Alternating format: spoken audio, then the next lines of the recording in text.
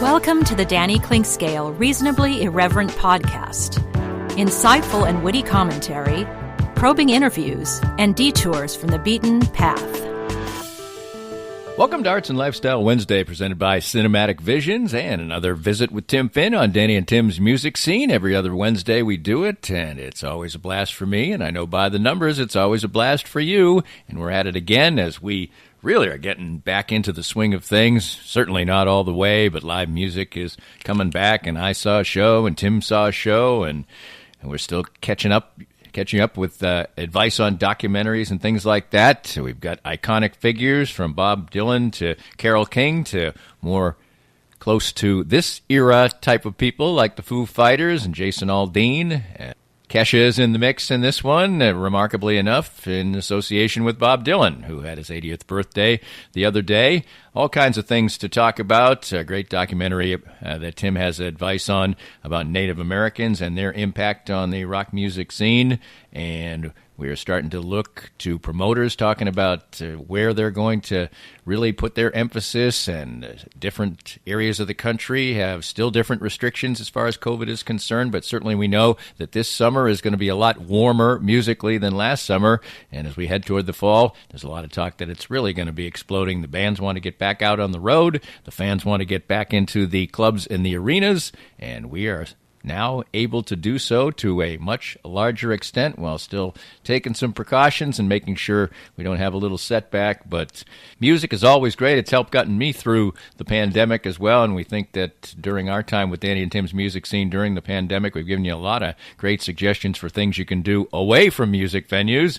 And now we're looking towards a future where we can do both, get back into venues and see live music and the joys of that, and still enjoy music in many, many different ways.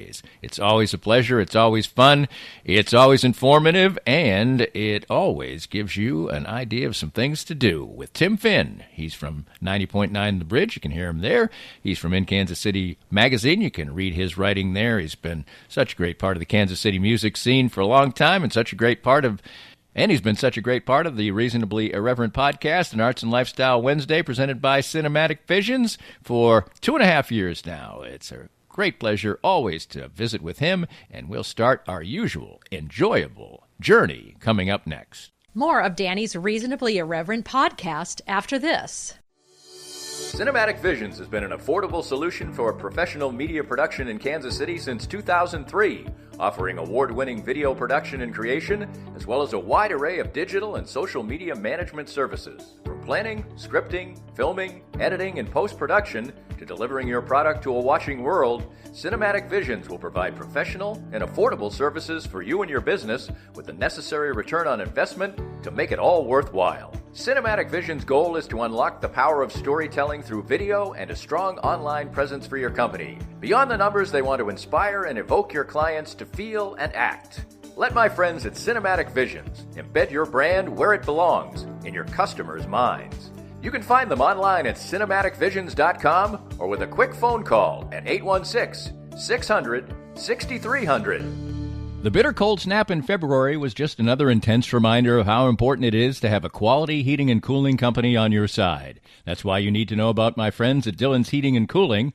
Jeff Dillon and his top-quality staff provide honest, affordable, and reliable service all year long. Their number one priority is taking care of the customer and focus on being genuine, always following through and standing behind what they say and do. If you need HVAC or AC repair, it's important you get help from a team of professionals. Dillon's Heating and Cooling's team can walk you through a range of products, the advantages of heating and cooling systems, and ultimately help you find the best HVAC system for you. They're always glad to answer your questions and set up an appointment for an installation consultation. Whether you are looking to upgrade to a newer model of your current system or need one installed in a new home, give my friends at Dillon's Heating and Cooling a call today at 913-214-0529. That's 913-214-0529, or visit dillonsheatingandcooling.com to answer all of your questions. Dillon's Heating and Cooling. Their slogan is their goal, always treating you like family.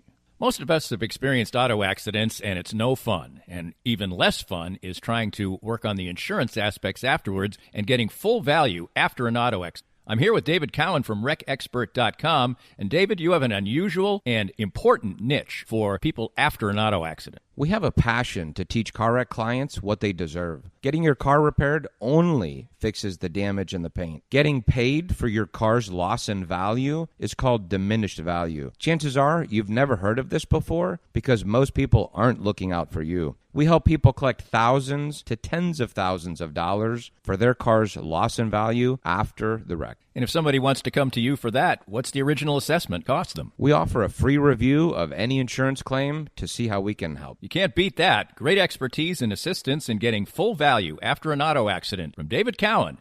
Visit WreckExpert.com and learn more. We're here once again with Dr. Brad Woodle from Advanced Sports and Family Chiropractic and Acupuncture. Springtime, good weather's finally here. People want to stay active, and it's your job to make sure that they can stay active, and be healthy. Danny, we see a lot of not just weekend warriors, but people that every day are having that want to get back to activity. Whether you're starting with walking, jogging, or maybe that first 5K of the year, we want to help you out. We specialize in taking care of all ages, from kids all the way to grandmas and grandpas, but absolutely specialize in getting you back to full function and keeping you in great shape. So in short, how do we go about doing that? The first thing is to schedule a consultation with one of our doctors and therapists so we can see how you move and how you're supposed to move. Based on our assessment, we can put together a short treatment plan and a set of goals to help you both feel better, function better, and most importantly, stay better for this year and many years to come. Learn more at asfca.com/Danny. That's asfca.com/Danny. If you'd like to join these and other great sponsors and market your business to a growing and engaged audience, contact us at Danny@DannyKlinkscale.com.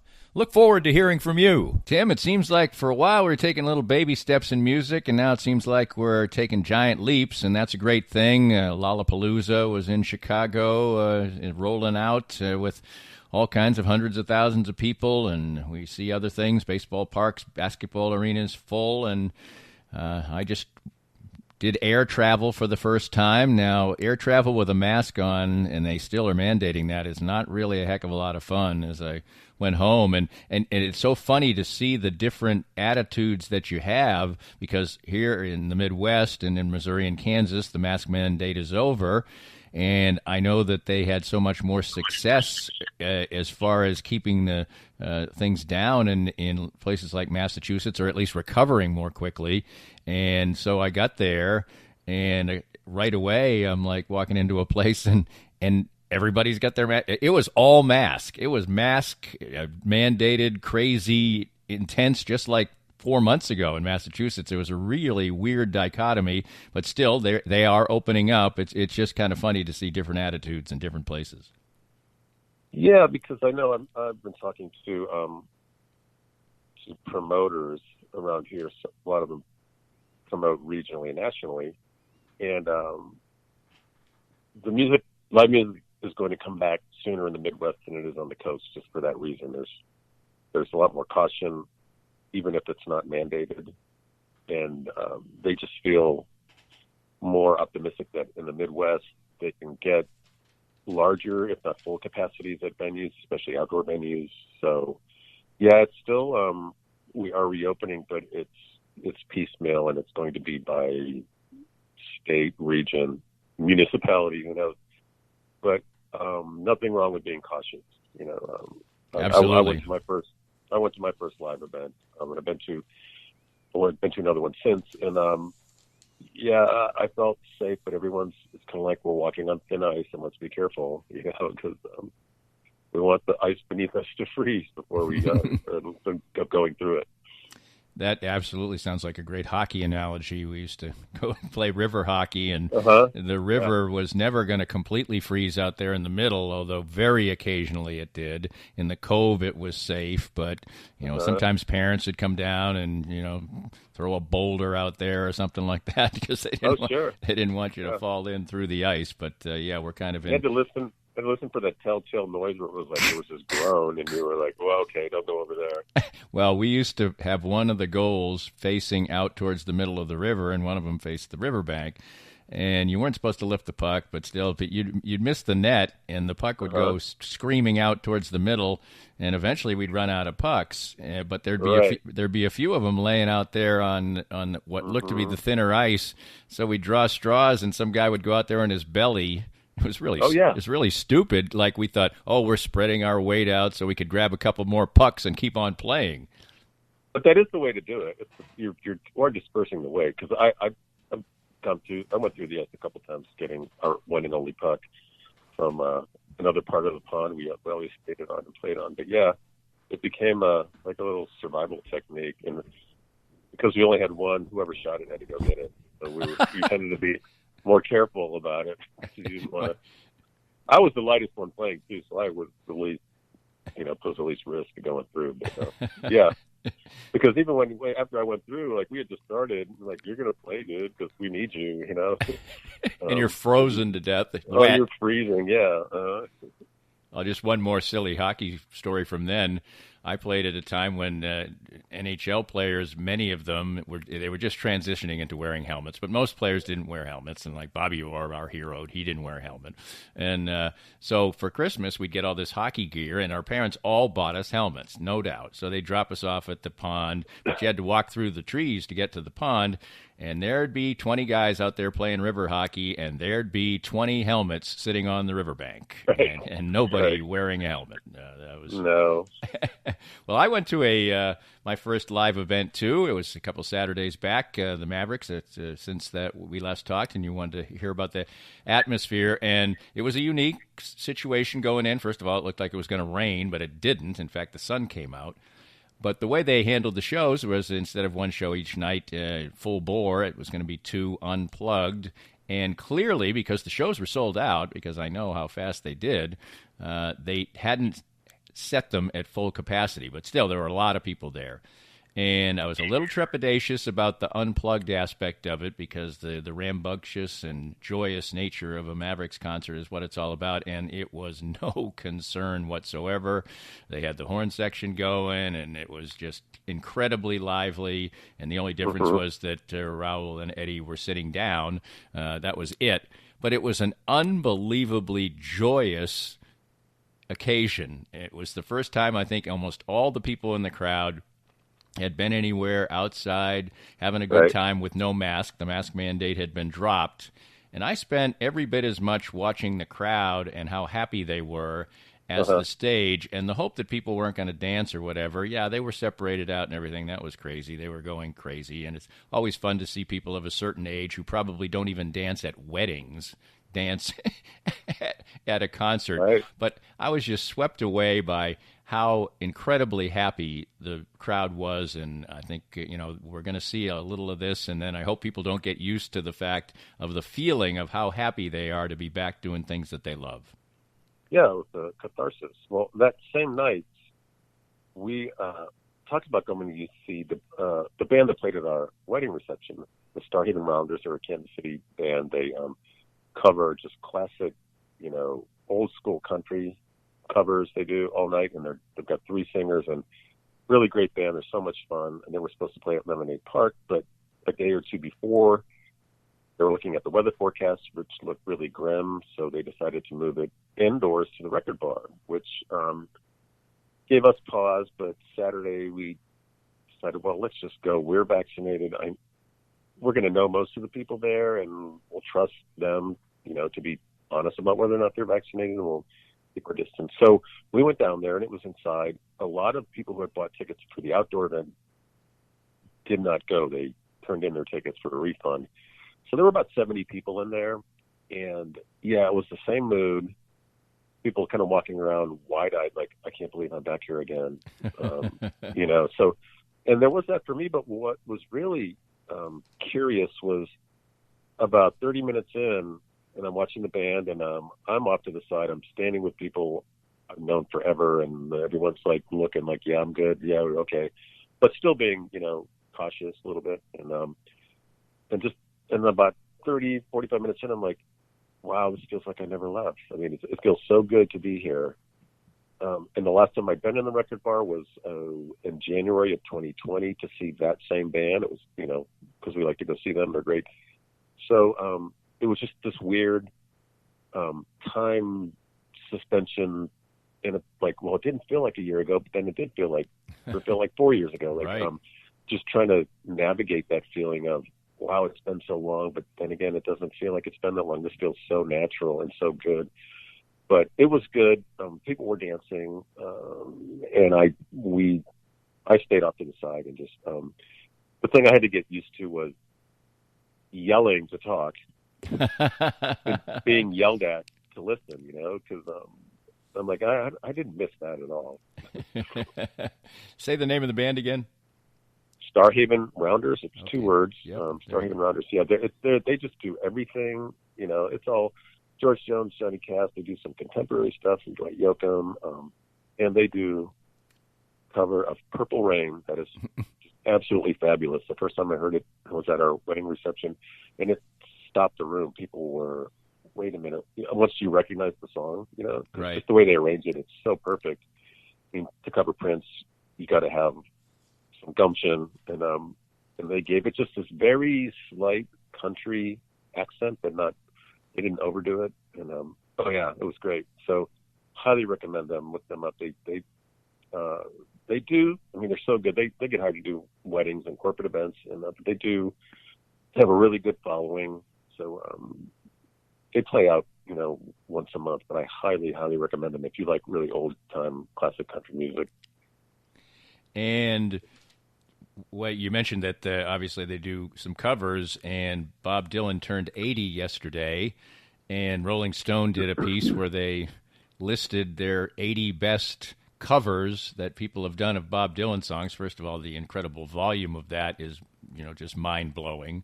Secondly, just to scratch the surface, I mean, the diversity of the people who have done the covers of Bob Dylan songs like Dream Syndicate, Kesha, The Roots, Cheap Trick, The Clash. For instance, one great example I found when I was listening recently to Rock and Roll Hall of Fame radio with my wife, and It Ain't Me, Babe came on by Dylan, and his version is great, and it's such a bitter, brave song is what my wife said about, sorry, I'm not going to love you. And then the Turtles version was great, and it was more of a poppy, and that was the big hit. And then Betty LaVette has done a cover of it. I mean, it's just remarkable how Dylan's versions of songs can be absolutely him, and then another version of the same song is a great song, but it's almost a different song. I mean, that's the remarkable thing about his songwriting, I think. Yeah, he 2 covers I can think of. One of them was it just spun my music brain 180 degrees. There's a band called Jason and the Scorchers. Yeah, I actually had some cassettes by them back in the day. Mm-hmm. Well, they do a cover of of Sweet Marie, Right. Where Are You Tonight, Sweet Marie. It's like one of the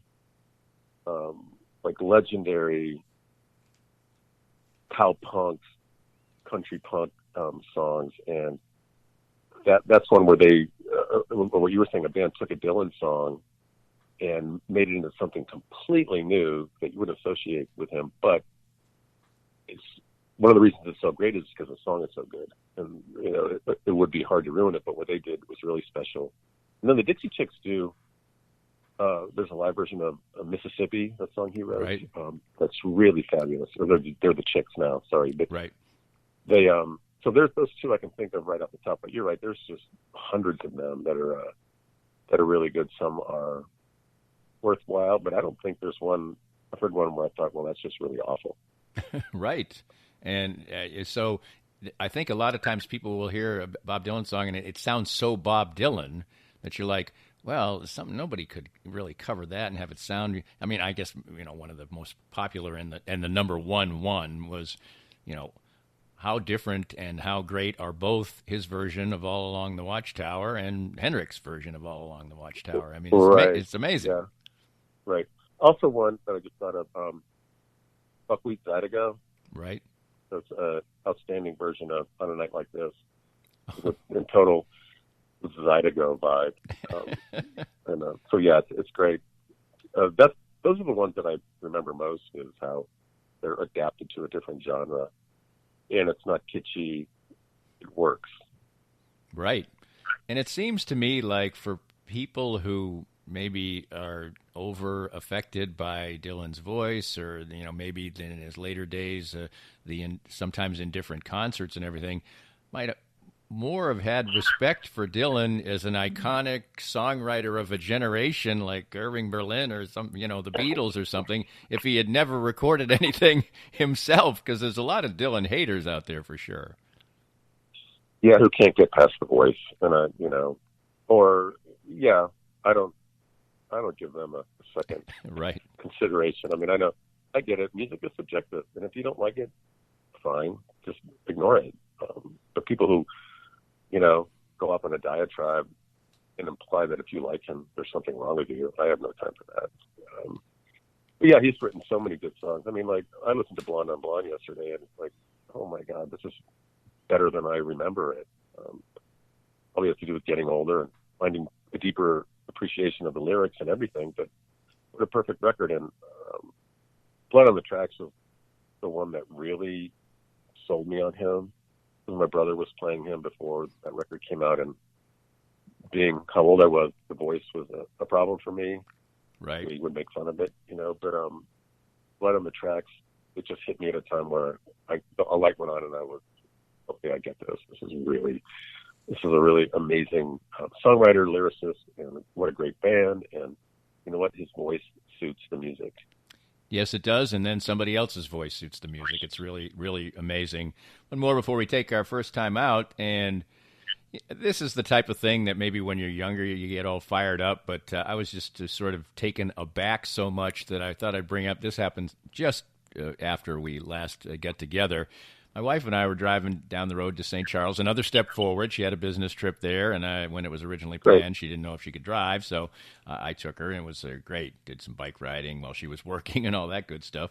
But so we're listening to Rock and Roll Hall of Fame radio, and after every couple of songs, they come on and say, congratulations to the 21 class, and they name them off, and it's a very imposing and outstanding class with all kinds of great people, Foo Fighters, etc., lots of iconic people. And but then, they said the Go-Go's, which is fine, and although I don't know if it's fine, I'll get into that in a minute. And then they said, and Carole King. And I'm like, Carole King isn't in the Rock and Roll Hall of Fame yet? Right. I mean, yeah. I was absolutely stupefied. Now, I'm also a bit stupefied that the same Hall of Fame class includes the Go-Go's, which is a nice, fun band, and Carole King. But I was just absolutely blown away that Carole King was getting inducted into the Rock and Roll Hall of Fame in 2021. Yeah, with the Go-Go's. And Tina Turner as well. So that class that just came in epitomized for me why I look at it, I see who's nominated, and I, take note of who gets, inducted, and then I just leave it alone because there's no sense to it. And the Go-Go's are kind of epitomized that they have their historical importance, as an all-women band and at that time, and I like their music a lot, but what? Right. No, it's like, it's like inducting into the TV Hall of Fame a sitcom that's been okay for 2 seasons. And perfect analogy. No. Well, here's the thing we used to do, like, when you're in elementary school, who doesn't belong on this list? Here are the, performer, early influencer, and musical excellence for this year. Tina Turner, Carole King, the Go-Go's, Jay-Z, Foo Fighters, Todd Rundgren, Kraftwerk, Charlie Patton, Gil Scott-Heron, LL Cool J, Billy Preston, Randy Rhoads.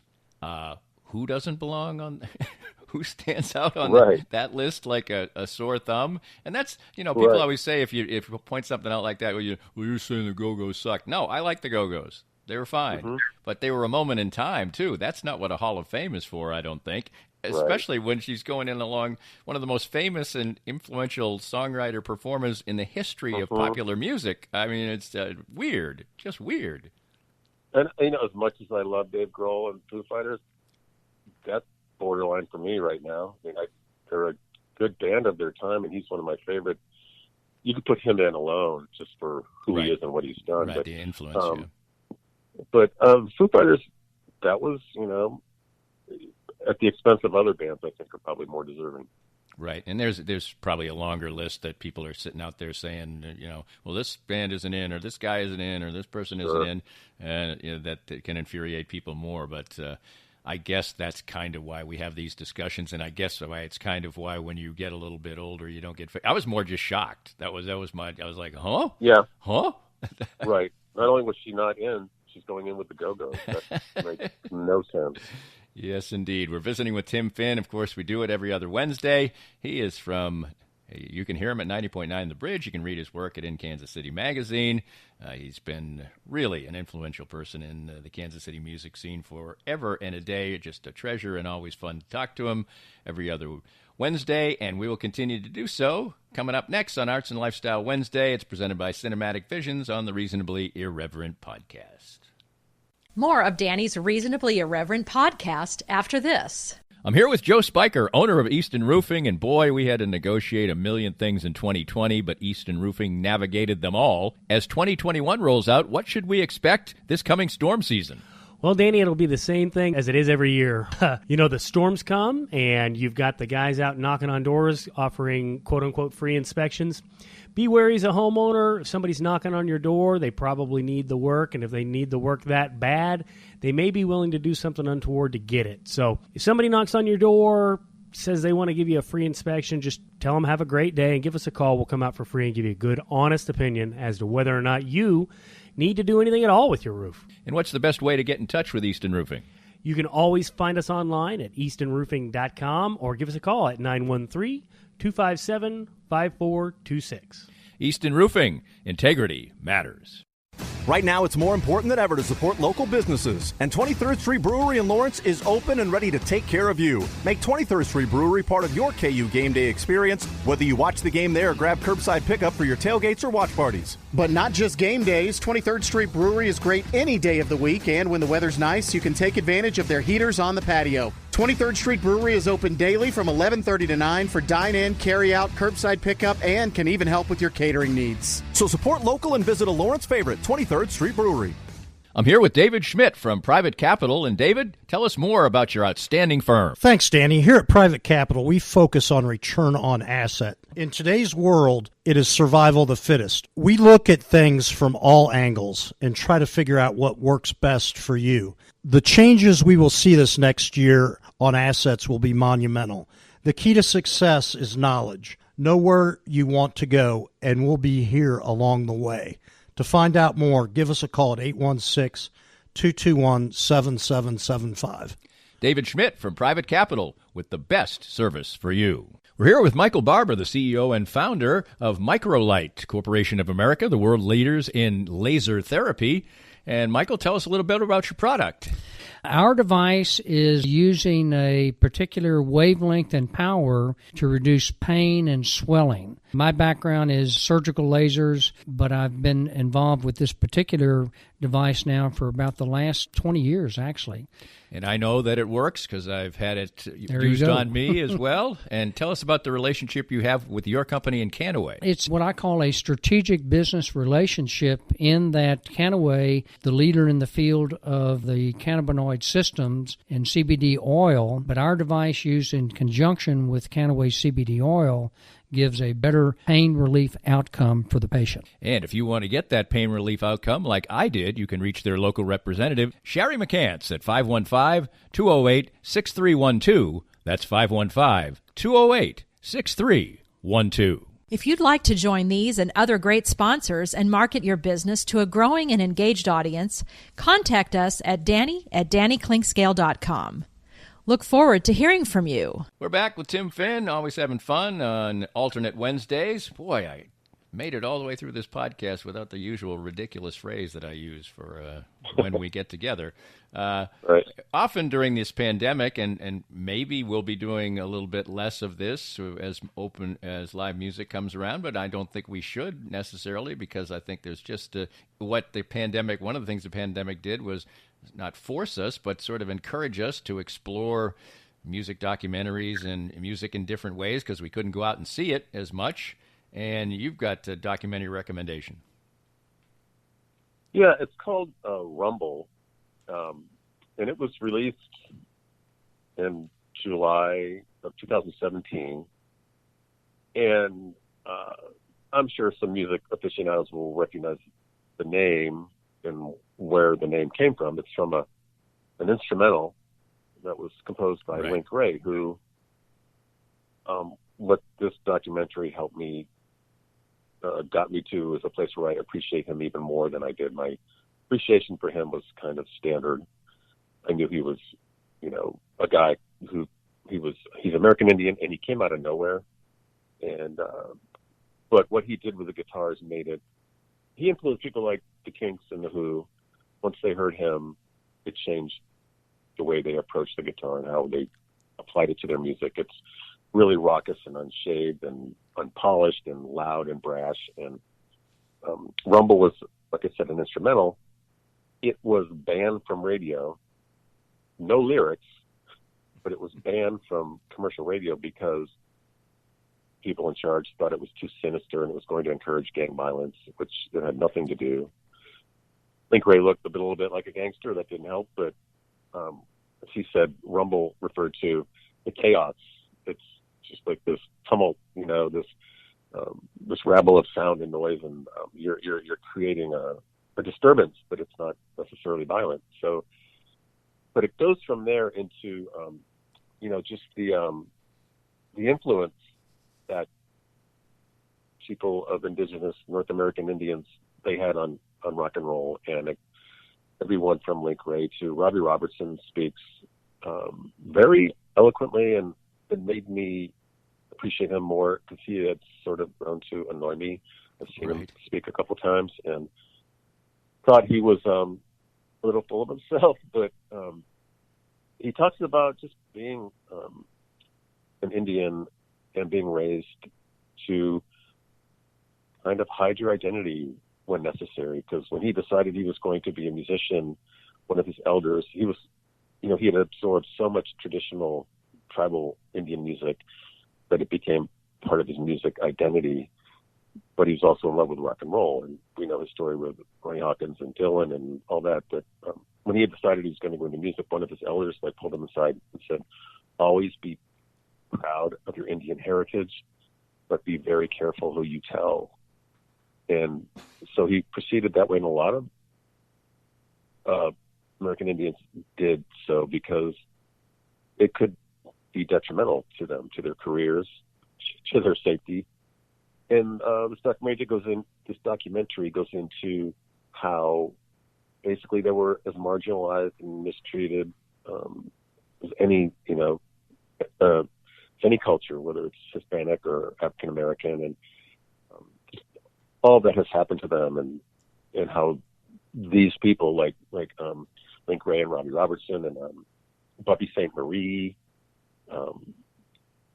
Steve Salas, who was an amazing heavy metal drummer, played with Ozzy, just an incredible drummer who died of cancer at a really criminally young age.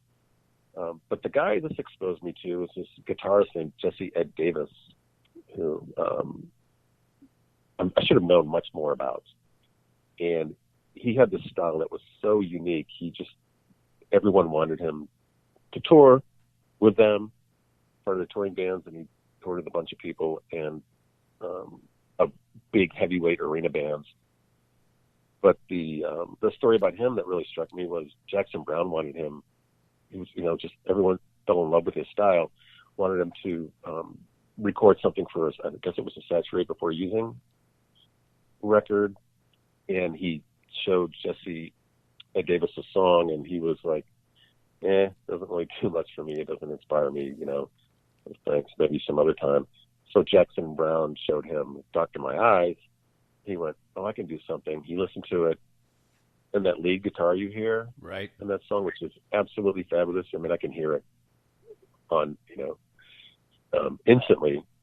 It's him, just sort of after hearing the song once or twice and just kind of improvising, and it's just a fabulous, one of my favorite guitar solos. So that's who he was.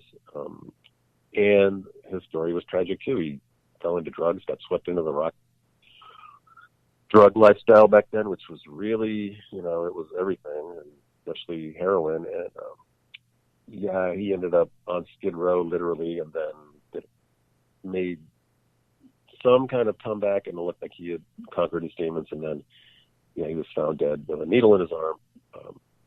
But just this movie, it covers so much territory, specifically with certain people, with Link Ray, and Buffy St. Marie is really, really interesting and articulate and provocative of the things she has to say. Not about, obviously she's a woman and she's of Indian ancestry, and really interesting, and just the larger, broader picture of how, guess what, the white culture in this country stole from us, our music, so forth, but then marginalized us and mistreated us in the meantime. And also Hendrix was talked about a lot because he's part Cherokee, and a grandmother or great-grandmother who was full 100% Indian, who influenced him. Like when you see him wearing some of the right, that's why he's not appropriating it, having fun with it like a lot of hippies did. It's like, no, this is my heritage. This is why I wear this and respect it, and appreciate and respect that culture. Well, that certainly sounds like, and that is called Rumble, obviously. Yeah. And let's. I think CBS put it out, so you might, if you have access to their library and their catalog, you might find it in there. Well, I watch it on campus. There's so many different access points for all kinds of different things now that that's absolutely the case. You touched on a little bit heading out, and then you touched on, talking to some promoters and things like that. We always do try to get a little pulse check. I'd say from maybe a month ago to now, do you think we've maybe jumped forward more in a month than we thought we were going to? Oh, easily. I ran into somebody in downtown Overland Park last weekend who I've known for years. He does, backstage runner production responsibilities for shows and at all the venues around here. But he also goes out of town when his promotion company does a lot of business in the Midwest. And he's been doing shows frequently over the last 2 weekends, and says it's just going to pick up, and just wait till the fall. There's going to be more shows announced, and not just from their company, but I guess I heard that heard an ad on the radio station that there's a Jason Aldean show at T-Mobile Center, right? Which I didn't know about, but that's huge. Maybe it's next year. I didn't check the date, but yes, this is rolling in. And when I was at the show at Record Bar, one of the people I talked to was a guy who owns a big music promotion, live music company, and he just shook his head and he goes, just the way everyone's lining up to do shows. We're trying to sort it out now when we can fit everyone in, and also juxtaposing that with whose safety protocols are what, and what's capacity going to be. And he said that they are, like, now they're working with venue owners to cut, sort of, make compromises with prices and capacity so no one's losing a ton of money, or maybe you're just breaking even. But for now, that's what we have to do until we get to the point where, the numbers are normal or close to normal. So there's a lot of negotiating going on, and a lot of, working together between all the many sides involved in this process, including the bands.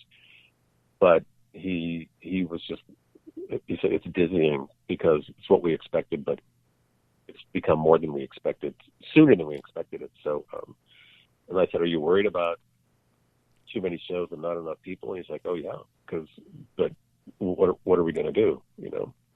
It's it's full steam ahead at this point, and keeping everything in mind. And he's very much about, masking when you should, and all the protocols. He was very evangelical about the safety and quarantine and all that stuff. So he said most people have that in mind, because the last thing they want to do is slip back even slightly and have to pull on the brakes again, because that's what's so expensive, is stopping it and restarting it. Absolutely, and I think that one thing we'll probably see, we talked maybe 2 or 3 shows ago about how, the streaming aspect of it was going to be here to stay, and I think that's absolutely true. But I think all people will have to do is go to a show again and realize, because they may think, I don't miss that much. It was expensive. It was crowded. I had to yell, whatever. And then you go and you're like, oh, my God, this is the greatest thing in the world. So I think that there'll probably be quite an explosion. Yeah, I think so, too. And I mean, we're probably, well, not probably, we're likely, most likely a year, like next summer, it will be, people are still getting vaccinated, probably not at the rate we wish they would, because herd immunity is either not going to happen or it's going to take much longer than we thought. But,